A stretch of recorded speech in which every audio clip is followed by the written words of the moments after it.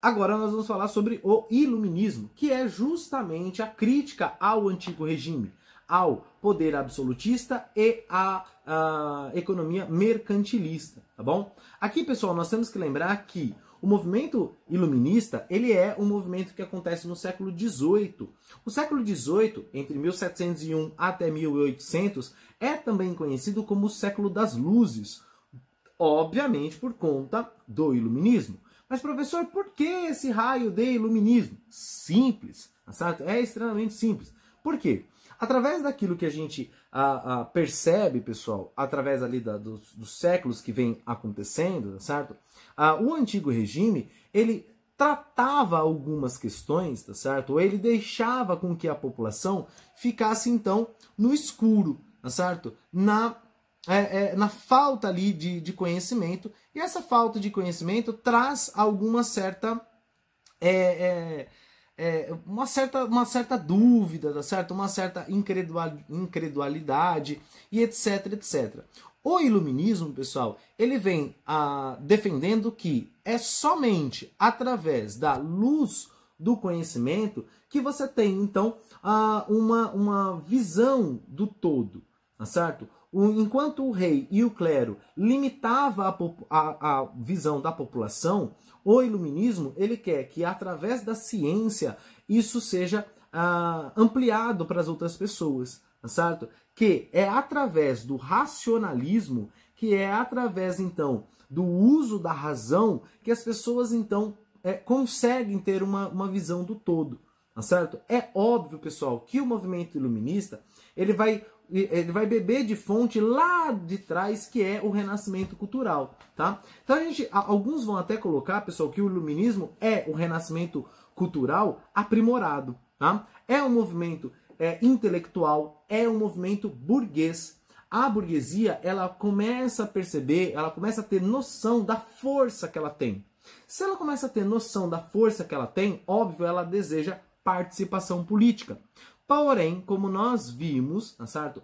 Quando a gente falou sobre o antigo regime, nós percebemos que o primeiro e o segundo estado detêm esse privilégio e detêm essa prerrogativa da participação política, enquanto a burguesia é excluída desse processo todo, tá? Então, logo, eles criam um movimento um movimento do qual esses caras vão chegar até o poder, tá certo? Através, obviamente, ou criticando atuações, criticando pensamentos, como é o pensamento da igreja, tá? Então, alguns iluministas, eles vão ser anticlero, antipensamento religioso, por dois motivos. Primeiro motivo, porque o clero é um desses privilegiados, tá certo? Pertence ali à classe aqueles que recebem o benefício. E a outra questão, pessoal, que para os iluministas lá do século XVIII, o pensamento religioso acabava limitando o poder de pensamento das pessoas, o poder de questionamento das pessoas, tá? Eles aceitam passivamente aquilo que a igreja fala. Então, logo, eles não estão usando ali toda a sua capacidade, eles não estão saindo dessas amarras. Falando em amarras, é uma outra característica do iluminismo a questão aqui do liberalismo, tá certo? A busca pela liberdade. Essa liberdade a gente pode entender então como liberdade de expressão, liberdade política, liberdade econômica, tá? E aí há dois pensamentos aqui diferentes, a liberdade política e a liberdade econômica. Tanto é que, quando a gente fala sobre o pai do iluminismo, ou o pai do liberalismo, nós vamos falar sobre o John Locke. Porém, quando a gente coloca o pai do liberalismo econômico, nós estamos falando do Adam Smith. Óbvio que a gente vai falar um pouquinho mais sobre eles, tá certo? Apresentar esses teóricos iluministas, tá certo? Um pouquinho mais à frente, tá bom?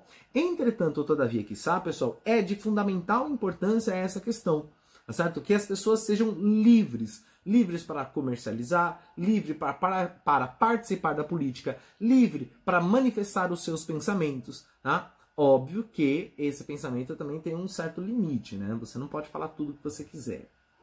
Mas vamos por partes, como já dizia Chico Picadinho, certo? Uma outra característica do movimento iluminista, pessoal, é a busca pela igualdade.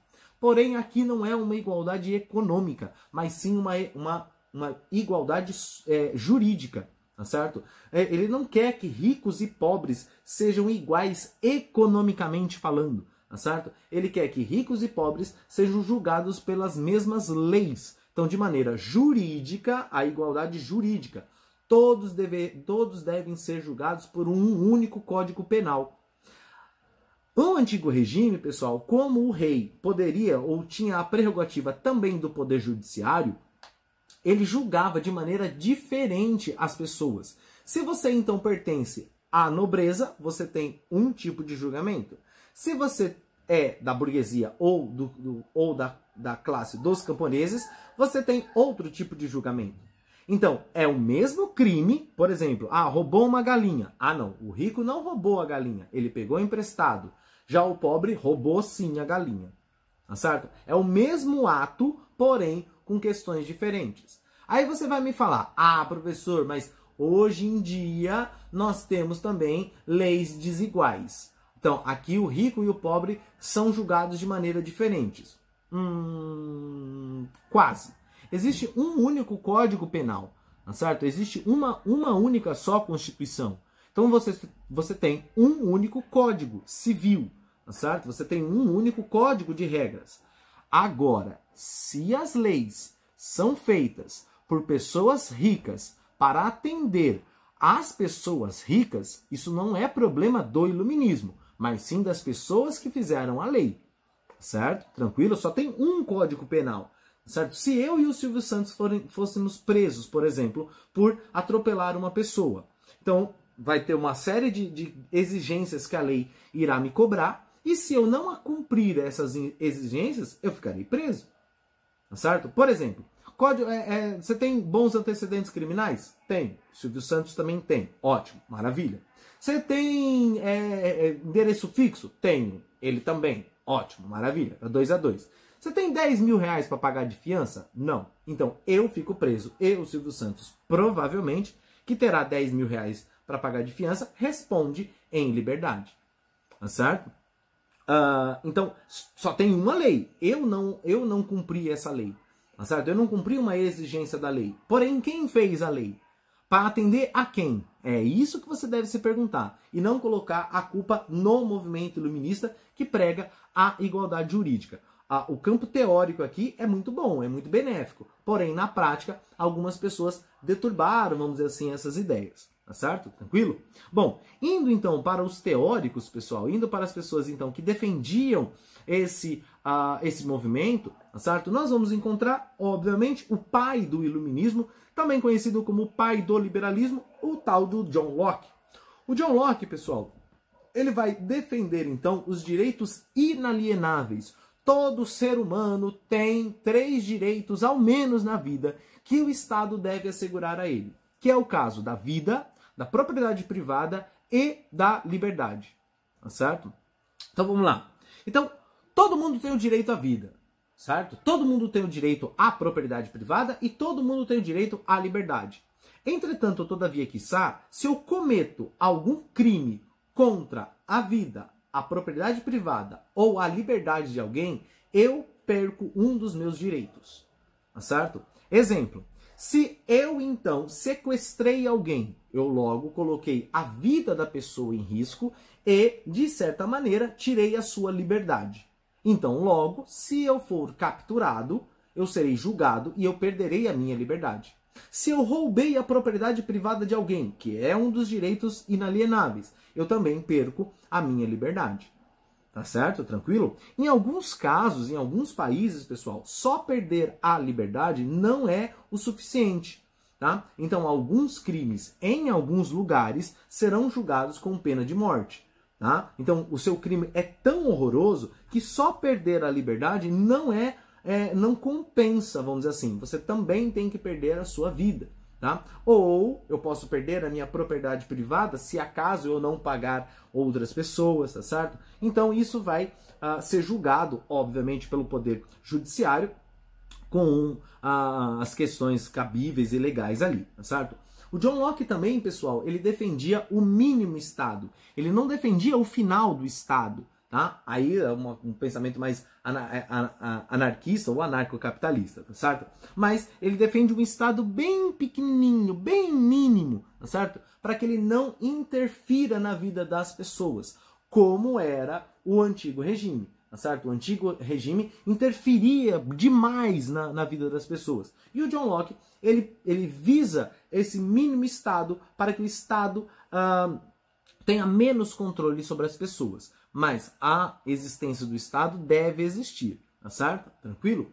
Um outro cara extremamente radical, principalmente quando se fala em pensamento religioso, tá certo? Ou em crítica ao pensamento religioso, é o Voltaire. Ele fica muito conhecido, pessoal, que é uma frase atribuída a ele, que é: posso não concordar com nenhuma palavra que vós hás dizer, porém, morrerei defendendo o direito de vós às dizê-las. É mais ou menos isso. Não sei se eu pronunciei certinho, se eu falei, né, tintim por tintim. Mas, parafraseando, é mais ou menos isso. Olha que interessante. Eu posso não concordar com nada com que você falar, mas você tem o direito de falar tais coisas. Eu posso não concordar, por exemplo, que o Corinthians seja bicampeão mundial, mas eu tenho o dever de defender o direito de você dizer tal coisa, tá certo? Eu não concordo com isso, mas eu tenho que defender o direito de você ter a sua liberdade de expressão. Porém, pessoal, parênteses aqui na aula. Toma cuidado, quando a gente fala liberdade de expressão, eu posso falar tudo que eu bem entender. Não, não pode falar tudo que bem entender. Nem tudo é liberdade de expressão, tá certo? Exemplo: calúnia e difamação não são liberdade de expressão, tá certo? Ofensa não é liberdade de expressão. Eu não posso virar para a pessoa e falar assim: porque você é burro. Porque você é um idiota. Não, isso é ofensa. Isso ultrapassa, extrapola a questão da liberdade de expressão. Eu não posso virar para alguém e falar, por exemplo, que ela cometeu um crime sem provas necessárias, tá certo? Ou sem provas essenciais sobre esse tipo de coisa. Por isso que a imprensa, por exemplo, ela trata um criminoso como suspeito até o julgamento. Quando o julgamento foi finalizado e a justiça bateu o martelo e determinou que aquela pessoa é de fato culpada, aí ela entra na questão da criminalidade. Aí sim eu posso falar que ela é uma criminosa, tá? Se não, é suspeito por tal crime, tá certo? Tem até um meme muito interessante, que virou meme, né? Que é a questão ali do cara falando assim: foi você que roubou o celular da menina? E aí o cara ali que tá algemado, né? Acabou de ser pego pela polícia, ele fala suspeito. Suspeito. Então ele deixa bem claro. É óbvio que depois ele faz uma ofensa, né? Suspeito, otário, não é certo? Ele faz ali uma ofensa, mas ele fala, né? Ele deixa essa expressão ali, suspeito, porque o repórter não é juiz para julgar, tá bom? Tranquilo? Voltando, tá certo? Então, o Voltaire vai ter esse pensamento muito anticlerical, tá certo? E ali defendendo a liberdade de expressão, tá certo? Outro teórico iluminista, pessoal, é o Barão de Montesquieu, tá certo? Esse cara ele vai determinar a separação dos três poderes. De novo, pegando ali como gancho o antigo regime, onde o poder estava centralizado nas mãos do rei. O rei tinha então um poder absoluto sobre a população. Para que este poder não exista mais, você tem que separar os poderes: poder executivo, legislativo e judiciário. Vamos trazer para a nossa realidade para ficar mais fácil a compreensão. Quando a gente fala, aí parênteses na aula, né? Quando a gente fala então em poder executivo, nós estamos falando em prefeito, governador e presidente. Quando nós falamos em poder legislativo, nós estamos falando em vereador, deputado estadual, deputado federal e senador. E quando nós estamos falando em poder judiciário, nós estamos falando então em juízes e promotores, certo? Tá ok? Aqui, pessoal, cada poder ele tem prerrogativas, tá certo? De sua competência. O executivo executa a lei, põe a lei em prática.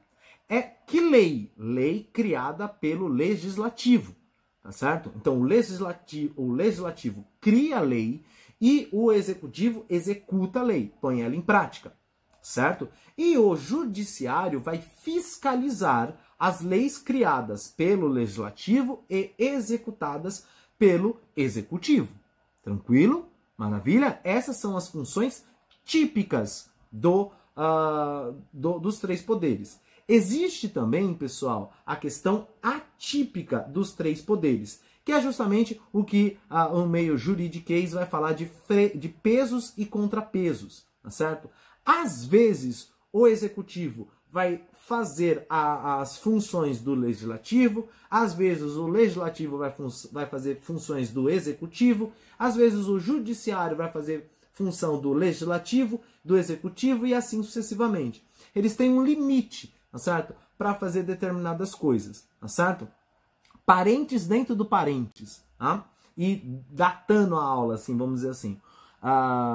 Aí você tem todo esse imbróglio, tá certo? Com a questão ali do Alexandre de Moraes, tá certo? Na nomeação do Ramage ou não, se ele estava certo, se ele estava errado, tá certo? Alguns juristas vão defender que ele estava certo, outros juristas vão defender que ele estava errado, porém, aqueles que defendem que ele está certo, eles vão trazer essa questão do peso e contrapeso, tá certo? Outros vão falar que ele extrapolou esse freio e contrapeso, tá certo? Fecha os dois parênteses e vamos seguir, tá? Então, o Barão de Montesquieu, ele separa o poder em três para que o poder não esteja em uma única mão, tá certo? Para que essa mão não fique extremamente forte. Isso significa, pessoal, que não existe poder maior que outro poder, tá certo? Todos os poderes estão nivelados. O executivo, o legislativo e o judiciário, eles estão em pé de igualdade. Tranquilo? O Rousseau, pessoal, ele vai ser o mais radical deles todos, tá certo? Ele vai se aproximar bastante com as ideias populares e ele vai trazer aqui questões como, por exemplo, da democracia moderna, tá? E ele vai falar, ele é um contratualista. Dessa questão do contratualista, pessoal, é a seguinte. O povo, então, faz um contrato com os seus governantes.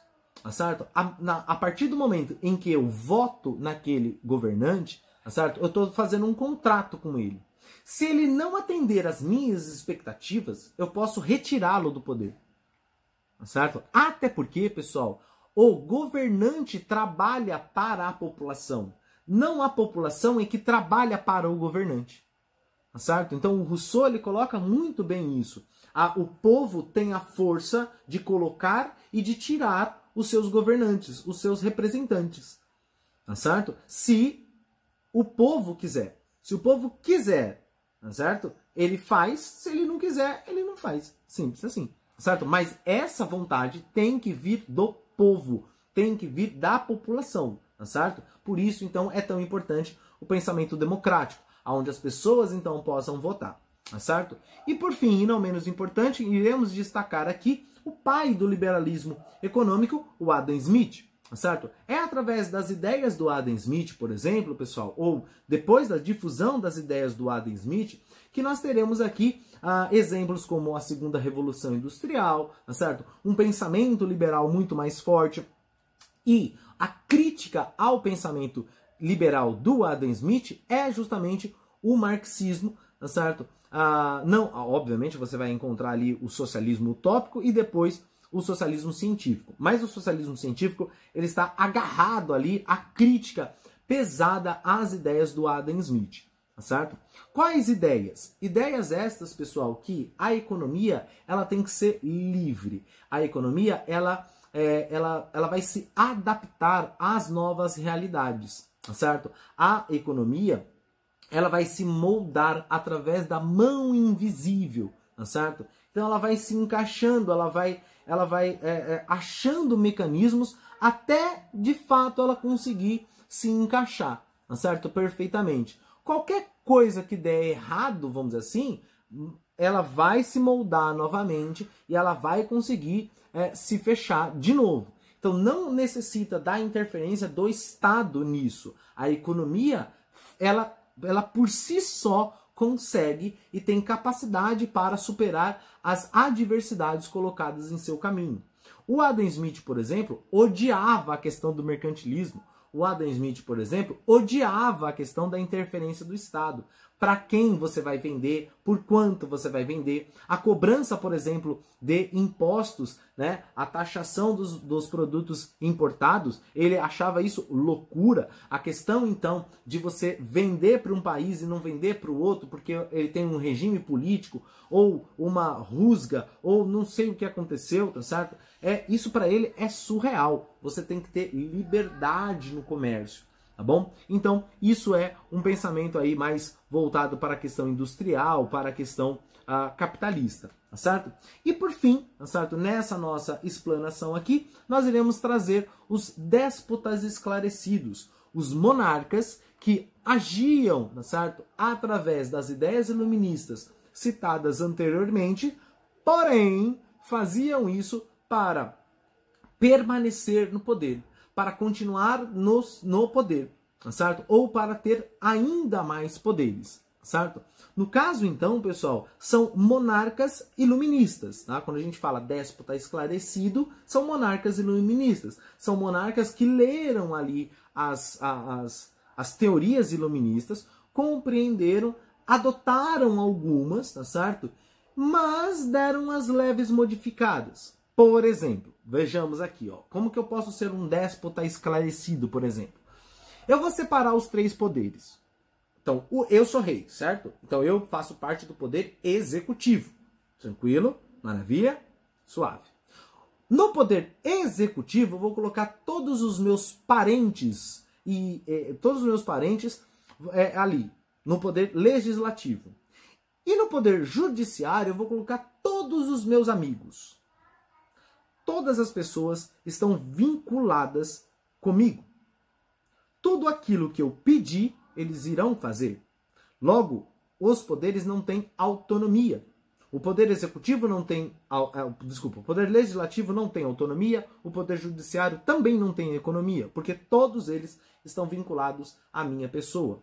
Qualquer um desses membros aqui, certo? Que sair um pouquinho da linha, eu vou lá e retiro do poder, tá certo? Eu vou lá e falo, não, você é oposição, tchau, coloco o outro no lugar, tá certo?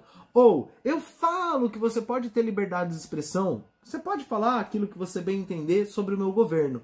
Aí você vai lá, faz uma série de críticas, põe essas críticas nos jornais, coloca ali algumas questões e, assim, amanhã ou depois você aparece morto. Então, existe liberdade de expressão? Não, não existe liberdade de expressão.